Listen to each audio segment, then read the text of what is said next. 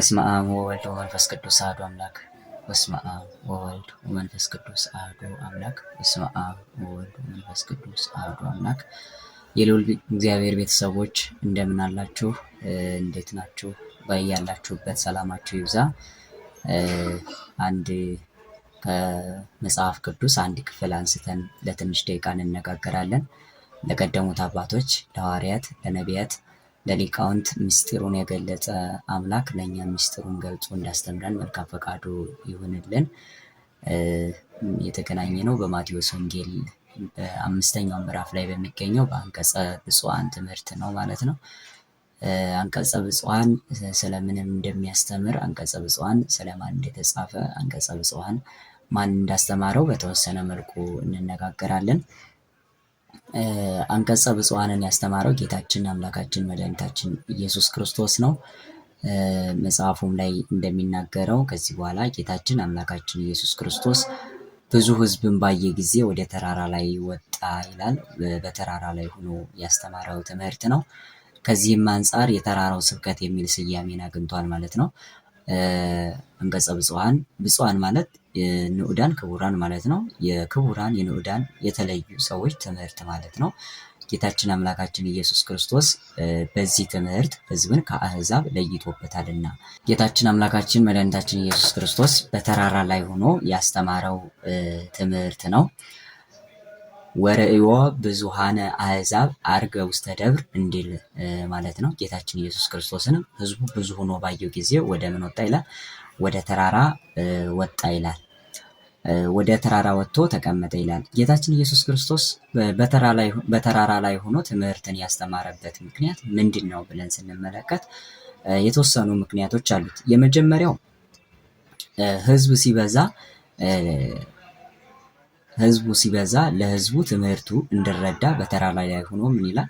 ያስተምራል ማለት ነው። እሱ ከፍ ባለ ቦታ፣ ሰማዕያን ወይም ደግሞ የሚማረው አካል ደግሞ ዝቅ ባለ ቦታ ሆኖ ይማራሉ ማለት ነው። ሁለተኛው ምክንያት ምንድን ነው? መምህሩ ከፍ ባለ ቦታ ሆኖ ሰማዕያኑ ደግሞ ወይም ወንጌሉን የሚሰሙት ዝቅ ባለ ቦታ ሆኖ ሲሰሙ ቃለ እግዚአብሔር ይረዳልና አበው አባቶቻችን ነገር ባይን ይገባል እንደሚሉት ያንን ቃለ እግዚአብሔር እንዲረዱት እርሱን እያዩት ስለ እርሱም ስለሆነ የሚያስተምራቸው እርሱን እያዩት እንዲማሩት ማለት ነው። ስለዚህ ቃለ እግዚአብሔር እንዲገባቸው እንዲረዱ ከፍ ባለ ቦታ ላይ ሆኖ ጌታችን ኢየሱስ ክርስቶስ ያስተምራቸው ነበር ማለት ነው። ሶስተኛው ምክንያት ምንድን ነው? ቀድሞ በብሉይ ኪዳን በደብረ ሲና ለሙሴ የተሰጠውን ሕግ ያንን ሕገ ኦሪትን የሰራሁት እኔ ነኝ ሲል በደብር ወይም ደግሞ በተራራ ላይ ሆኖ ጌታችን ኢየሱስ ክርስቶስ ይህን ትምህርት አስተምሮታል ማለት ነው። አራተኛው ምክንያት ምንድን ነው? እኔ ምንድን ነኝ ሲል ነው። ልዑል ነኝ፣ ሕግን የሰራው እኔ ልዑል ነኝ ብሎ የእርሱን ልዕልና ሲነግረን በተራራ ላይ ሆኖ አስተምሯል ማለት ነው። አምስተኛው ምክንያት የሰራውላችሁ ሕግ ራሷ ምንድን ነች ማለት ነው? ልዕልት ነች። ልዑል የምታደርግ ልዕልት ነች የሰራውላችሁ ሕግ ሲል ጌታችን ኢየሱስ ክርስቶስ በተራራ ላይ ሆኖ ሕዝቡን ያስተምር ነበር ማለት ነው። የመጨረሻው ምክንያት ምንድን ነው? ሕግን ልዑል አድርጌ የሰጠኋችሁ እናንተም ደግሞ ሕግን የተቀበላችሁ እናንተ ምንድን ናችሁ? ልዑላን ንዑዳን ክቡራን ናችሁ ሲል ጌታችን ኢየሱስ ክርስቶስ በተራራ ላይ ሆኖ አስተምሯቸዋል ማለት ነው። ስለዚህ ጌታችን ኢየሱስ ክርስቶስ በተራራ ላይ ሆኖ ያስተማረበት ትምህርት ይሄ ነው። ሌላው ምክንያት ምንድን ነው? የቤተ ክርስቲያንን ከፍታ፣ ቤተ ክርስቲያን ከሁሉ በላይ እንደሆነች፣ የሃይማኖታችን ኦርቶዶክሳዊ ተዋሕዶ ከፍታ ልዕልት እንደሆነች፣ ከሁሉ በላይ እንደሆነች ሲያሳየን በተራራ ላይ ሆኖ ከፍ ብሎ አስተምሮናል ማለት ነው። በዛውም የእናንተም ልዑላን ናችሁ፣ ክቡራን ንዑዳን ናችሁ ብሎ እርሱን ያመን ሁሉ ንዑዳን ክቡራን፣ በእርሱ በቸርነቱ ንዑዳን ክቡራን እንደምንሆን ሲመሰክርልን ከፍ ባለ ቦታ በተራራ ላይ ሆኖ ትምህርቱን አስተምሮናል ማለት ነው። ስለ እነዚህ ምክንያቶች አንቀጸ ብፁዓን የተራራው ስብከት እየተባለ በተራራ ላይ የተማሩት ትምህርት እንደሆነ ጌታችን ኢየሱስ ክርስቶስ አስተምሮናል፣ አስረድቶናል ማለት ነው። ጌታችን ኢየሱስ ክርስቶስ አንቀጸ ብፁዓንን ያስተማረበት ምክንያት አንድ ምክንያት አለ። ይህም ምንድን ነው? አንቀጸ ብፁዓን ህዝብን ከአሕዛብ የሚያምኑትን ከማያምኑት ለመለየት ነው። ጌታችን ኢየሱስ ክርስቶስን ሲከተሉት የነበሩት 5 ገበያ የሚያህል ህዝብ ነበረ። ከ5 ገበያው ህዝብም ደምግባቱን ለማየት የሚከተለው አለ። ከአንደበቱ የሚመጣውን ግርማ ሞገስ ያለውን ድምፁን ለመስማት የሚከተለው ህዝብ አለ። ተአምሩን ለማየት የሚከተለው ህዝብ አለ። ህዝብ ስለተከተለው ብቻ የሚከተለው አለ። ታዋቂ ስለሆነ ብቻ በአገሩ ሁሉ ስለታወቀ ስለተአምራቱ ስለታወቀ ብቻ የሚከተለው ህዝብ አለ ማለት ነው። ስለዚህ ያንን ሁሉ ህዝብ የሚያምነውን የሚያምንበትን መንፈሳዊነቱ ጠንካራ የሆነውን እና ያልሆነውን የማያምንበትን ያንን ለመለየት አስመስሎ የመጣውን ግን እውነተኛ ትምህርቱን ለመስማት የመጣውን እነዚህን ጎራዎች ለመክፈል ለመለየት ያስፈልገው ዘንድ አንቀጸ ብፁዓንን የብፁዓን አዋጅን አውጆ አስተምሮበታል ማለት ነው። ልክ ለምሳሌ አንድ ምሳሌ እንውሰድና አንድ የሀገር ገዢ ወይም አንድ ንጉሥ ይሾማል። ሲሾም ግን መንግስቱ እስከሚጸናለት ድረስ ሌባውም ወንበዴውም በዛች ሀገር እንደፈለገ ይኖራል ማለት ነው። ምክንያቱም በዛ ሌባ ላይ ወይም በዛ ወንበዴ ላይ የታወጀ አዋጅ የወጣ ህግ የለም፣ መንግስቱ አልጸናምና። ነገር ግን ያ መንግስት ወይም ያ ንጉሥ መንግስቱ ከጸናለት በኋላ እነዛን ወንበዴዎች እነዛን ሌቦች በአዋጅ ከንጹሐን ህዝብ እንደሚለያቸው ሁሉ ጌታችን ኢየሱስ ክርስቶስም እነዚህን ያላመኑትን አስመስለው የሚመጡትን ደምግባቱን ለማየት የመጡትን እንዲሁ ህዝብ ስለተከተለው የሚከተሉትን እውነተኛውን ትምህርት ለማዳመጥ ከመጡት ጋር ለመለየት ይህን ብፁዓን ትምህርት ወይም የብፁዓን አዋጅ አስተምሮበታል ማለት ነው። ይህን ለማድረግ ጌታችን ኢየሱስ ክርስቶስ ይህን አስተምሯል። ይህን መጽሐፍ ከተል ብላችሁ ስትመለከቱት እንዲህ በማለት ይጀምራል። በማቴዎስ ወንጌል ምዕራፍ 5 ቁጥር 3 ላይ ስትመለከቱ በመንፈስ ነዳያን የሆኑ በመንፈስ ድሆች የሆኑ ብፁዓን ናቸው መንግስተ ሰማያት የእነርሱ ናትና በማለት ይጀምራል ማለት ነው። በመንፈስ ነዳያን የሆኑ ማለት አውቀው ነዳያን የሆኑ ብለው ይተረጉሙታል። አውቀው ነዳያን የሆኑ ማለት ቢያንስ 5 ምክንያቶች አሉ፣ 5 ማስረጃዎች አሉ ለነዚህ። የመጀመሪያው ማስረጃ ምንድነው? አውቀው ነዳያን የሆኑ ንዑዳን ክቡራን ናቸው ማለት ምንድነው?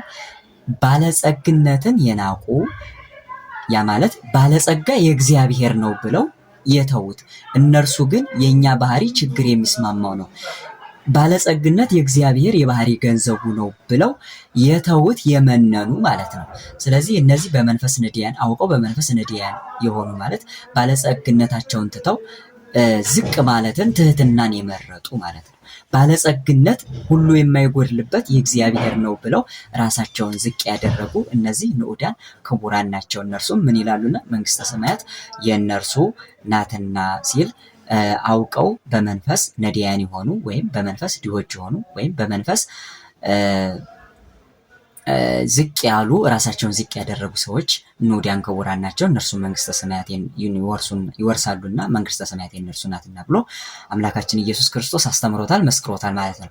ሁለተኛው ከጥበብ ነዳያን የሆኑ ጥበበኞች አሉ። ከጥበብ ምን ያሉ ነዳያን የሆኑ ጥበብ የእግዚአብሔር የባህሪ ገንዘቡ ነው። ጥበበኛ ነው። እግዚአብሔር ጥበብ ነው። ራሱ ጥበብ ነው። እግዚአብሔር ጥበበኛ ነው። ስለዚህ ከጥበብ ግን እኛ ጥበብ የለንም፣ የእግዚአብሔር ያህል ጥበብ የለንም ብለው ራሳቸውን በትህትና ዝቅ ያደረጉ ራሳቸውን ያዋረዱ ንዑዳን ክቡራን ናቸው። እነርሱም ምን ይላሉና መንግስተ ሰማያትን ይወርሳሉና። ጥበብ የምንድነው? የእግዚአብሔር የባህሪ ገንዘቡ ስለሆነ ጥበቡም እንደ ዳዊት እንደ ሰሎሞን የረቀቀ ጥበብ ነው፣ ከነሱም በላይ የሆነ የእግዚአብሔር ጥበብ ማለት ነው። ነገር ግን እነርሱ አውቀው ምንድነን? ነዳያንን ከጥበብ ነዳያንን ከጥበብ የወረድንን ከጥበብ ዝቅ ያልንን እንደ እግዚአብሔር ጥበበኞች አይደለንም ብለው ራሳቸውን ዝቅ ያደረጉ ሰዎች ምንድናቸው ማለት ነው? ንዑዳን ክቡራን ናቸው። እነርሱም መንግስተ ሰማያት ይወርሳሉና መንግስተ ሰማያት የእነርሱ ናትና ብሎ ጌታችን ኢየሱስ ክርስቶስ አስተምሯል። ሌላው ሶስተኛው ምክንያት ከአእምሮ ነዳያንን የሚሉ ምንድነው? ከአእምሮ ነዳያንን ከታዋቂነት ነዳያንን የሚሉ ማለት ታዋቂነትን የማይፈልጉ ናቸው። እነዚህ ከአእምሮ ነዳያንን የሚሉ ማለት ነው። ታዋቂነት የማን ብቻ ነው? የእግዚአብሔር። እግዚአብሔር በኃይሉ፣ እግዚአብሔር በአገዛዙ፣ እግዚአብሔር በንግስናው፣ እግዚአብሔር በሁሉ ነገሩ፣ ሁሉን በማወቁ፣ ሁሉን በመግቦቱ እግዚአብሔር ምንድነው? ታዋቂ ነው ማለት ነው። ስለዚህ ታዋቂ ስለሆነ እግዚአብሔር እኛ ግን ታዋቂዎች አይደለንም፣ ምክንያቱም ይህን ማድረግ አንችልምና ብለው በአእምሮ ነዳያን የሆኑ ዝቅ ያሉ ሰዎች እነዚህ ንዑዳን ክቡራን ናቸው፣ መንግስተ ሰማያት የእነርሱ ናትና መንግስተ ሰማያትን ይወርሳሉና። መኮንነ ተሰሎንቄ ወይም የተሰሎንቄ መኮንን አፈወርቅ የሚባሉ መምህርን ጠይቋቸዋል። ምን ብሎ ጠየቃቸው? ቅዱሳን ግን ቅድስና ደረጃ ላይ ሲደርሱ ከአእምሮ ነዳያን ነን የሚሉት ለምንድን ነው ብሎ ጠይቋቸዋል። እኚህ መምህር ምንድን ነው ያሉት? አንተ ራስህ በሀገርህ ምንድነህ እንዴት ትኖራለህ አሉት።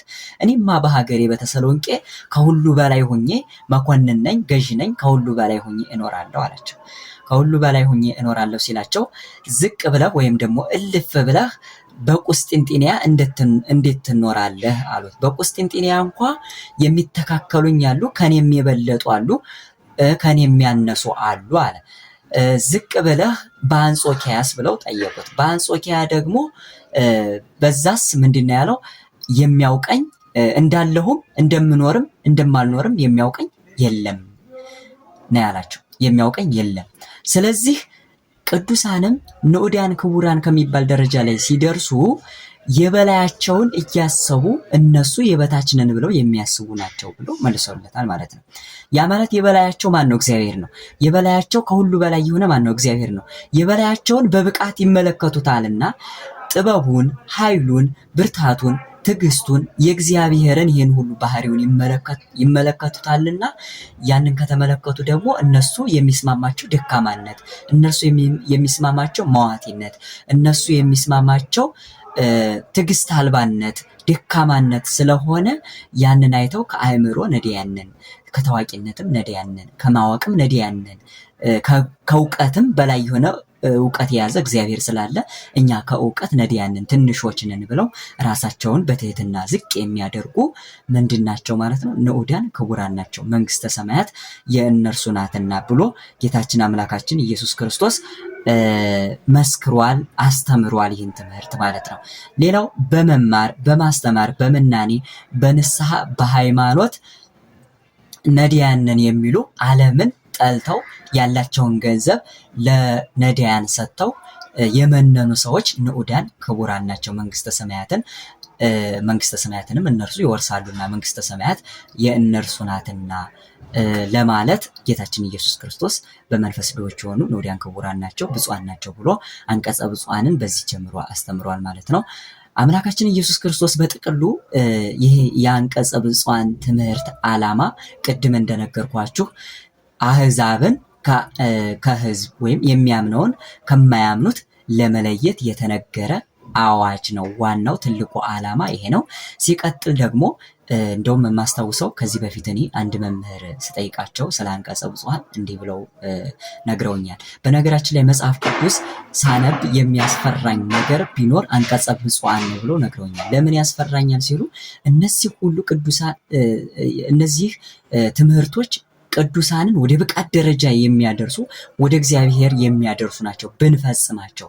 ስለዚህ እኔ ስላልፈጸምኳቸው አንዳቸውንም እንኳን ስላልፈጸምኳቸው እንጃልኝ ብዬ እፈራለሁኝ ብለው ይሉኝ ነበር። አንድ መምህር ናቸውና ስለዚህ ምንድነው ይሄ ህዝብን ከአህዛብ ለመለየት የተደረገ ፍጹም የሚያደርግ የሐዲስ ኪዳን ትምህርት ነው። ይሄ እነዚህም ብንሰራቸው ብንከተላቸው ጌታችን ኢየሱስ ክርስቶስ ያስተማራቸውን ትምህርት በህይወት ብንተረጉማቸው ምን የሚያደርጉ ናቸው? ወደ ፍጹምነት የሚያደርሱ ናቸው ማለት ነው።